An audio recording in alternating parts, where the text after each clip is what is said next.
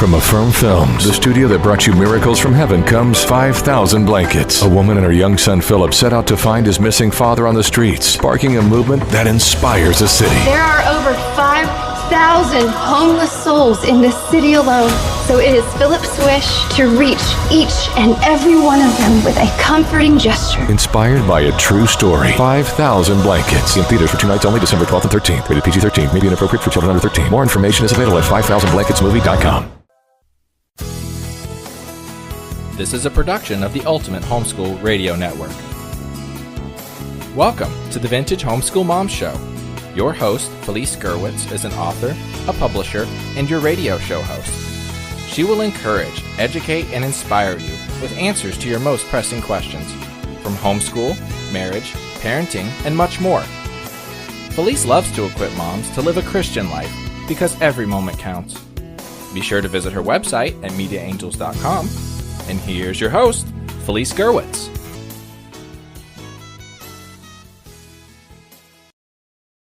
Hey friends and welcome. My name is Felice Gerwitz. Today we are going to talk about Christmas final touches. This is episode 484.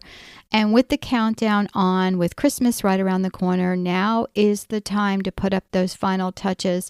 It's time to enlist your family, extended family, and even your friends. And I'm going to share with some last minute ideas with all of you. If you're on my email list, you can find great ideas for the family in our printables. We have our current giveaway is our checklist printables, and we have one for December, and you can find that at the Ultimate Homeschool Podcast Network. Sign up for our email list, and otherwise they will be available for sale. They're actually available now at the Media Angels store. So if you go to mediaangels.com, you can find that bundle for sale January through December's. If you want the December freebie to try it out, you can sign up for our email list. You will get that free all month long. And like I said, if it's after that period of time where it is available, it will be for sale. I want to remind you that you can find the show notes for today's episode at vintagehomeschoolmoms.com. And also I want to give a shout out to our sponsor. We have a very special sponsor for the next few weeks, and it is the movie 5,000 Blankets. And it's incredible what can happen when you transform your heart to serve the people around you. Catch 5,000 Blankets exclusively in theaters for 2 days only, December 12th and 13th. You can find the tickets at phantomevents.com/events/5,000-blankets. Or you can go to their website at 5000blanketsmovie.com. And hopefully we'll be able to find that streaming if you've missed those 2 days when they are available. And it's really wonderful to be able to support films that are uplifting for the season. Well, the key for me is making my home inviting and to remember that less is more. As we know, those little touches are what make holidays special. Of course, there's food and decorations, but what about those things that touch the heart?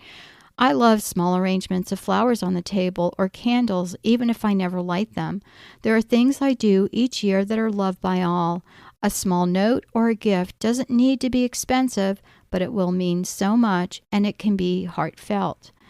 And one of the things that we can do is something special for each other. And once again, it doesn't need to break the bank. A lot of times when we think about gifts, we think about, having to buy all these things, but really it's those personal touches that are important. When my kids were in college, I would send them notes, and I found when they would come home for the summer that a lot of times they were unpacking things, and I noticed that they had like a stack of the notes that I would send them.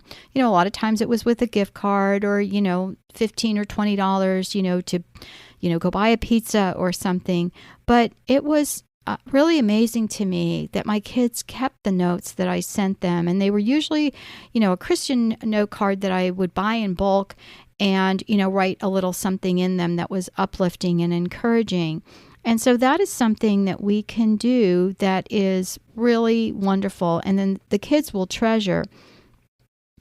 What do you have left before Christmas? And I know that if you make a plan, it's not so overwhelming. And your list could look something like this: shopping for food, or finish shopping for gifts, or baking, or writing Christmas cards, or last-minute events or get-togethers. Whatever is on your list, give it some thought. Is it something you really need to do? I used to send out over 100 Christmas cards each year to family and friends. Once social media became popular, I sent out a Merry Christmas to my friends online rather than sending Christmas cards. And then I only sent Christmas cards to the relatives. Now my list is whittled down to a mere 35 people. But this is one of the things that I really struggled with. And it took me so much time because our relatives expected a Christmas letter with the card. How do you condense your entire year into one page? It is very difficult. And yet it is something that I do, especially for the more elderly relatives in the family, because it is something that I found that they really look forward to each year. And then there are the final touches when it comes to gift buying. Some people are blessed with the wisdom of buying the right thing. My mother-in-law was a great listener, and she would listen to what people said all year long, and then she'd make her gift list accordingly. And that was something that, you didn't even know that she was listening, and you would end up with that gift. And I loved that she could do that. My son does that too. He really gives a lot of thoughts to the gifts he buys.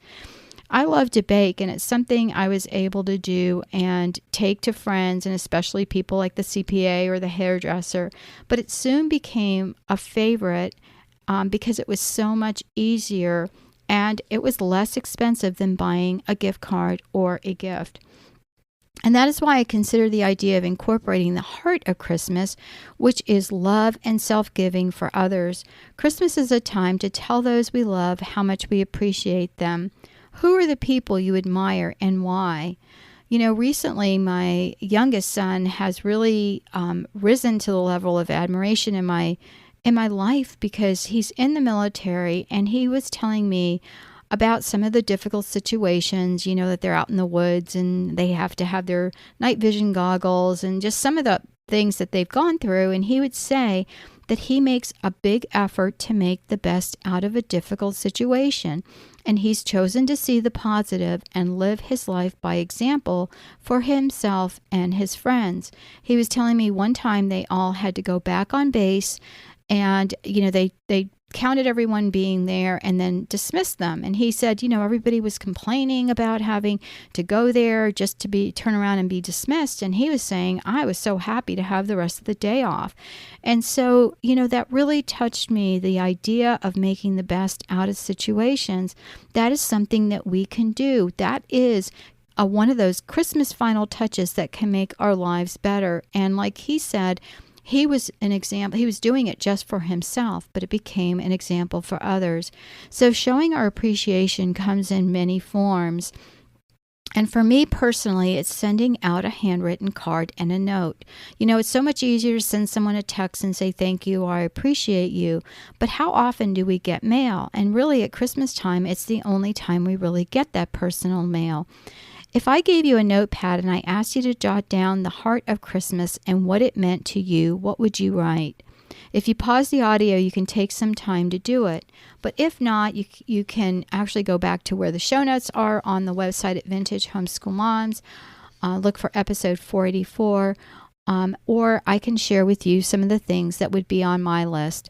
The things would be faith, joy, love, companionship, family, festivities, decoration, and food. Those would be the things that would top my list. The main ingredient to include in the final touches of Christmas is the idea of celebration. As a Christian, we are celebrating the coming of our Savior as the child for the salvation of mankind, but not just for anyone, but for you and for me. And it is truly an open invitation that we can accept at any time of the year. Our celebration, if not Christ-focused, will fall flat. My husband and I were listening to a faith-based audio recording lately, and it talked about a man who was a well-known atheist and how touched he was when someone gave him a Bible.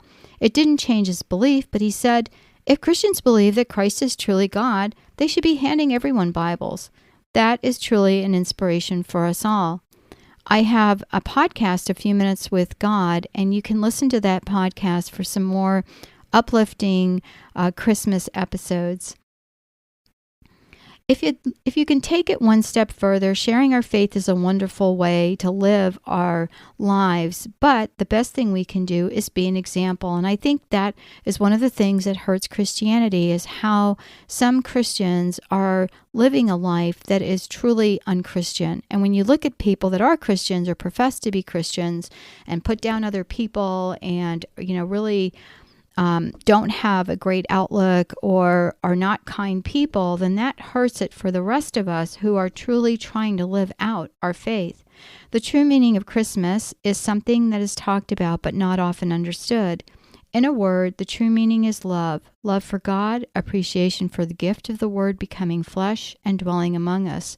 It is a time of celebration and family, whether it is 2 people, 3 people, or more. If you have a large family or a small one, it doesn't matter, but being together is the most important thing of all. At Thanksgiving, we had 33 people, including my sister-in-law's neighbors. They didn't have anywhere to go, so of course they could come here. And we have an open door policy. And if people don't have anywhere to go, we invite them. As we approach Christmas Day, the final touches that make the holiday special vary from family to family. One of my friends who moved to Florida from up north would spend the day at the beach with a picnic lunch. And this is non-traditional, but something she and her family enjoyed. If you've listened to my past podcast about holiday preparations, you will know that I reuse many items from year to year to minimize the cost of buying new things and, using disposables that you have to buy every year. In this way, there is a sense of comfort for my family and those who celebrate with us. They know what to expect. What are some of the final touches you will add to your family celebrations? Will it be a handwritten note expressing thankfulness or joy for being part of the family? One year I spoke to my children about the greatest gift, and that is Christ, and celebrating traditionally on Christmas. But I discussed the fact that each of us has a gift that we should identify, and we should identify that gift in others. Then we randomly selected a family member's name and wrote to that person the gifts that they exhibited. Many of those gifts were things like generosity, listening, time spent together, gift giving, kindness. And these are wonderful final touches to our holiday celebration to do as an exercise with our family. Little kids don't need much and are often overwhelmed by too many gifts. My son, when he was little, opened the gift that he had wanted, which was a truck with a little boat on a trailer. And he was done. He was not going to open any other gifts. And we were fine with that. We said, that's okay. You don't need to open anything. And the older kids were appalled. They said, oh my gosh, he's not going to open any other presents. And I said, no, for him, that's all he wanted to open. And why are you going to force a child to open presents? Well, the next day he got right into it and he opened the rest of his gifts. But it was something that really made us think through and really realize that kids don't need that much.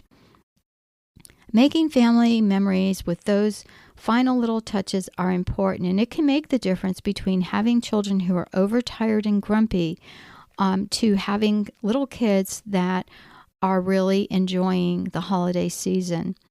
Taking little ones to see Christmas light decorations in your neighborhood, or making hot chocolate, or having cookies while you're listening to the Christmas story, or even playing a simple game, putting a puzzle together, or watching the children put on a play. Those are the things that are the treasured memories that we will remember from year to year. Of course, the final touches can include food and decorations, but the memories that stay with us are those that have to do with events that we've planned or things that we've done together. Gifts come and go and change from year to year, but holiday traditions can begin and grow each and every year. I'd love to hear about your family traditions and last-minute Christmas touches. You can actually go to the podcast show notes at Vintage Homeschool Moms. Look for episode 44, and there's a place underneath that you can share your comment or thoughts with all of us. May you be blessed this wonderful season of Christmas, and I will pray for all of you this coming year. Take care, God bless, and I will talk to you soon. Bye-bye. Thanks for tuning in to the Vintage Homeschool Mom Show. Visit Felice at MediaAngels.com and TheVintageHomeschoolMoms.com. Vintage Homeschool Moms is a production of the Ultimate Homeschool Radio Network.